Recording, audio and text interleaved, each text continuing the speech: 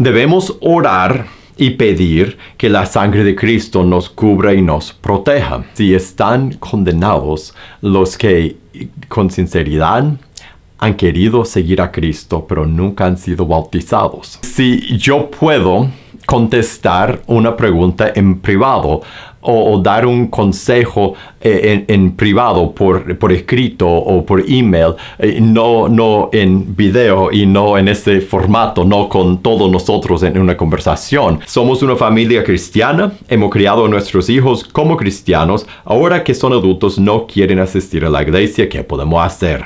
¿Era Juan el Bautista y el apóstol Juan la misma persona? ¿Cómo puedo dejar de mentir? No quiero ir al lago de fuego.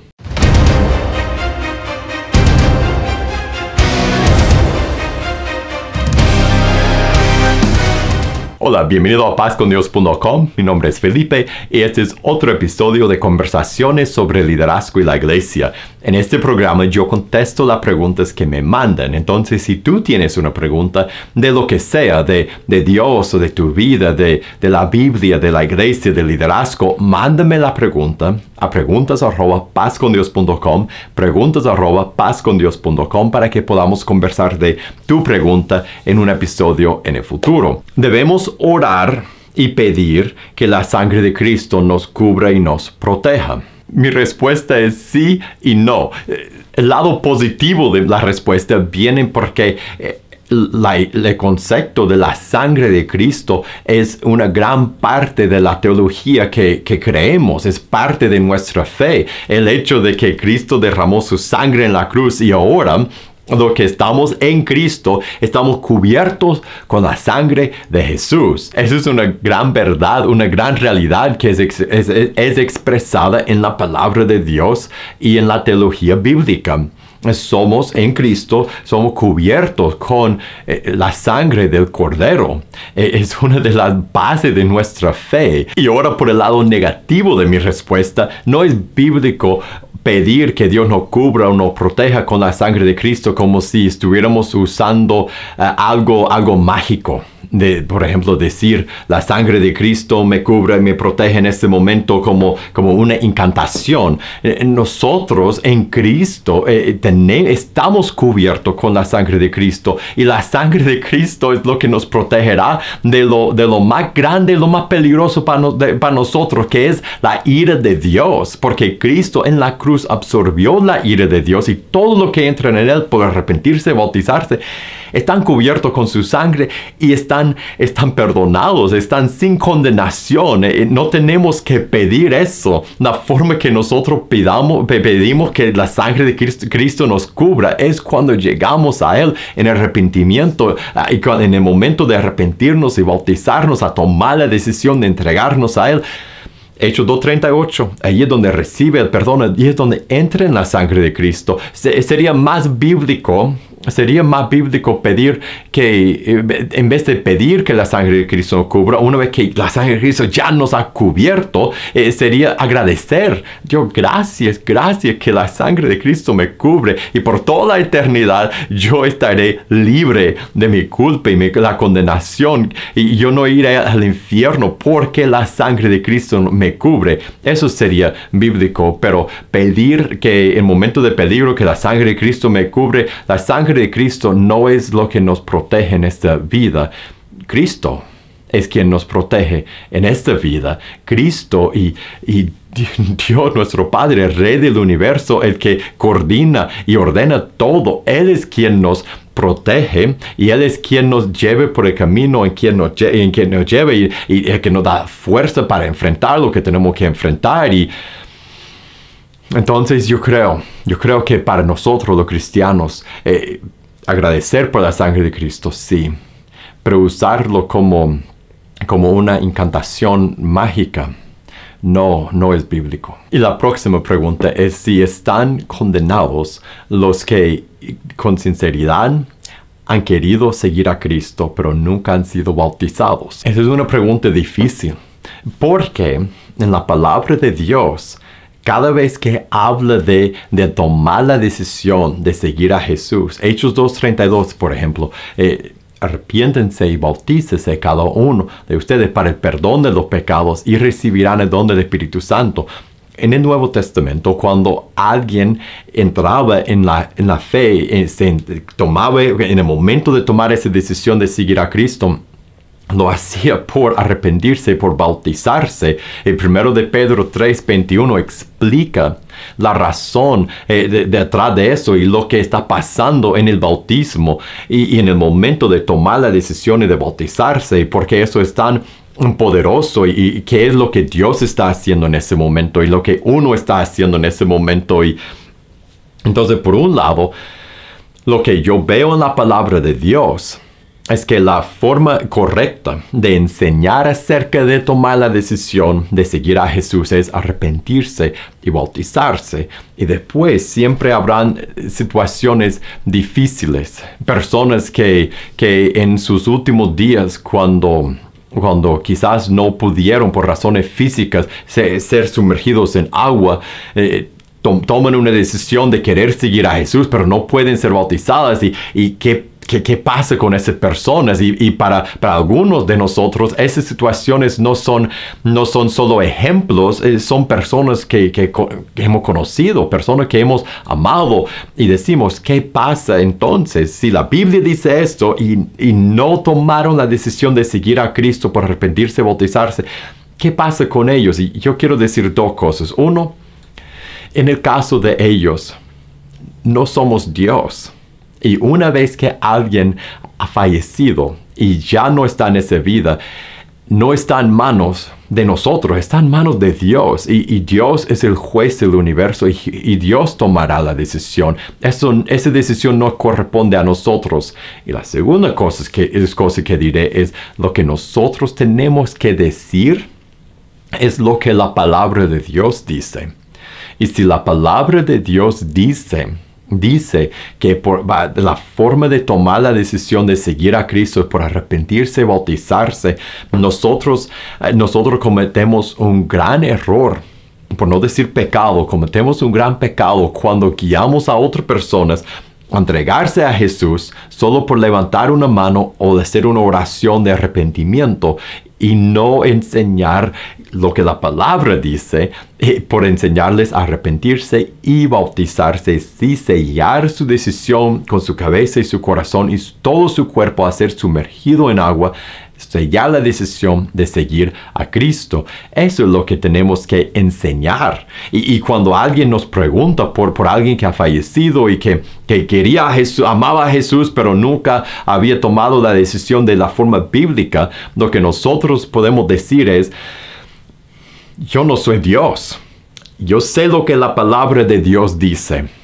Y Dios, el juez del universo, decidirá ese caso. Pero lo que yo puedo decir es lo que está en esa palabra. Y yo no puedo dar una seguridad de que esa persona o la otra persona está con Cristo porque hizo eso, porque hizo el otro. Y si no ha hecho lo que Dios manda en su palabra. Cuando uno obedece a Dios y toma la decisión de seguir a Cristo y es fiel hasta el final, entonces uno, porque está escrito en la palabra, uno puede decir con confianza, esa persona fue entregada a Jesús, esa persona siguió a Cristo, esa persona es salva, esa persona está en los cielos. Pero cuando alguien nunca entró de una manera bíblica, o cuando alguien entró pero apartó, uno no debe y no puede dar la confianza y decir positivamente, esa persona está con Dios. Porque lo que uno puede decir es que no obedeció a Dios y ahora está en manos de Dios.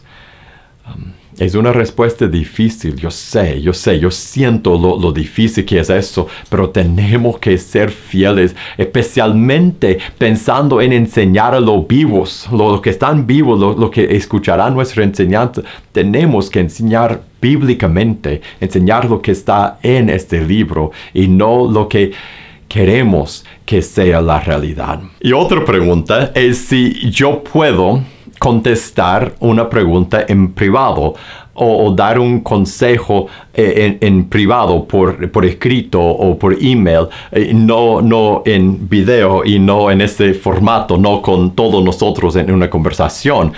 Y yo entiendo esta pregunta porque muchas veces hay cosas en nuestras situaciones que uno no quisiera que todos supieran. Yo entiendo, entonces yo siempre voy a repetir a la petición que entra cuando dice no compartas eso por video, no lo compartiré.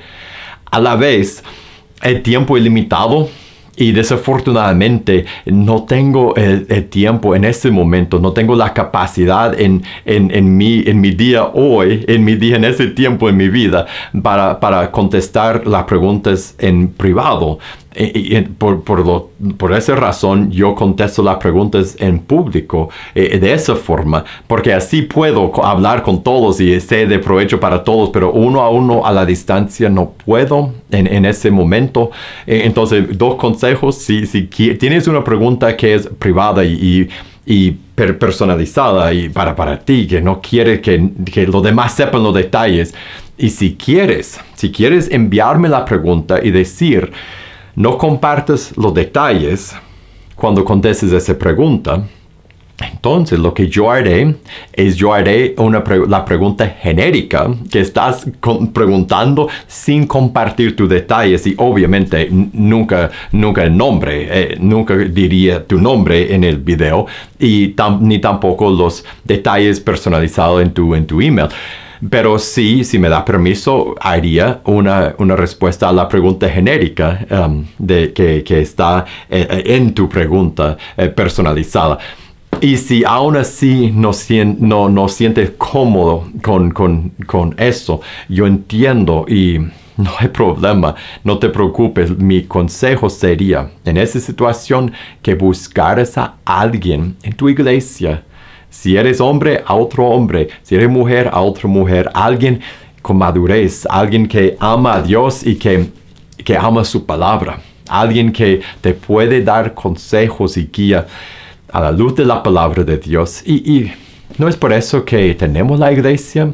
La iglesia es la familia local de Cristo. La familia de Cristo en este lugar. Entonces, podemos hablar de nuestras preguntas así a la distancia con todos, pero para realmente recibir guía personalizada, para realmente recibir discipulado, para realmente compartir nuestras vidas y conocernos y ser conocidos, debemos hacer eso en el contexto de nuestra iglesia local. Entonces, si tienes una pregunta y no quiere que hablemos de tu pregunta así en público, no te preocupes. Yo entiendo. Busca a alguien en tu iglesia en quien tú puedes confiar, y alguien que te puede aconsejar según la palabra de Dios. Y la próxima pregunta: somos una familia cristiana, hemos criado a nuestros hijos como cristianos, ahora que son adultos no quieren asistir a la iglesia, ¿qué podemos hacer? Qué difícil esa situación, y yo digo, hay tantos de nosotros, hay tantas personas que están escuchando a eso, hay tantas personas en nuestras iglesias que pasan por lo mismo. El dolor que tú sientes, el que escribió esta pregunta, es un dolor compartido por muchos. Lo que más puedes hacer son dos cosas. Más que todo, orar por tus hijos, pedir a Dios, porque solo Dios puede cambiar el corazón. Y dos, mantener abierta la puerta. No tienes que aceptar su pecado, no tienes que acomodar y apapachar su estilo de vida, pero mantener la puerta abierta, la puerta de amistad, la puerta de amor, la puerta de conversación, la puerta por la cual tú algún día, cuando Dios te da la oportunidad, podrás corregir o exhortar o invitar a que regrese. Y mi tercer consejo: siempre buscar proclamar el Evangelio, enseñar el Evangelio en tus conversaciones con ellos. Y otra pregunta: ¿era Juan el Bautista y el apóstol Juan la misma persona? No era la misma persona, y el nombre, me parece que el nombre Juan en el tiempo de Jesús era un nombre común, como el nombre Juan hoy día es un nombre que muchas personas tienen. Juan el apóstol era uno que llamó Jesús. Juan el Bautista era el primo de Jesús, el primo de Jesús que vino para anunciar la venida de Cristo, para preparar el corazón para preparar el corazón de la gente, para preparar camino para el Señor, para anunciar que ya estaba a mano el reino de Dios y que Jesús, que el Mesías, iba a venir. Ese era Juan el Bautista, y él fue asesinado por Herodes, por el rey Herodes, y el apóstol Juan continuó con Jesús, y él escribió el libro de Juan, y primera y segunda y tercera de Juan, sus cartas, y también el libro de Apocalipsis. Otra pregunta es, ¿cómo puedo dejar de mentir? No quiero ir al lago de fuego. Esa es una referencia a Apocalipsis, capítulo 21, verso 8. Es uno de los versos más, que más temor da para mí en la palabra de Dios. Y qué buena pregunta, porque muchas veces las preguntas que hacemos tienen que ver con qué puedo hacer. ¿Qué puedo hacer sin que sea pecado? Y tu pregunta, ¿cómo puedo dejar ese pecado? Mentira o el pecado que sea. Esa es la pregunta correcta. ¿Cómo puedo dejar de mentir? Mi consejo para ti tiene 3 partes. Primero, lea Romanos capítulo 7 y Romanos capítulo 8. Eso te enseña no solo cómo luchar, te enseña lo que el Evangelio dice de lo que tienes en Jesús. Y no hay nada que nos motiva a dejar el pecado como ver el Evangelio. Entonces lea esos 2 capítulos, Romanos 7, Romanos 8. Y ese consejo es lo mismo para todos que quieren dejar un pecado persistente. 2, cada vez que vas a mentir o que has mentido, analiza, dice, ¿qué es lo que no estoy creyendo del Evangelio, de lo que tengo en Cristo, de lo que mi identidad en Dios, de lo que he recibido en Él? ¿Qué es lo que no estoy creyendo de eso y que me hace mentir? Porque siempre que pecamos es por algo que no estamos creyendo del Evangelio, de las promesas de Dios, de lo que hemos recibido en Jesús, de lo que recibiremos en Jesús. Hazte esa pregunta y lucha contra la mentira con el Evangelio. Y 2, haz lo que dice en Romanos 8.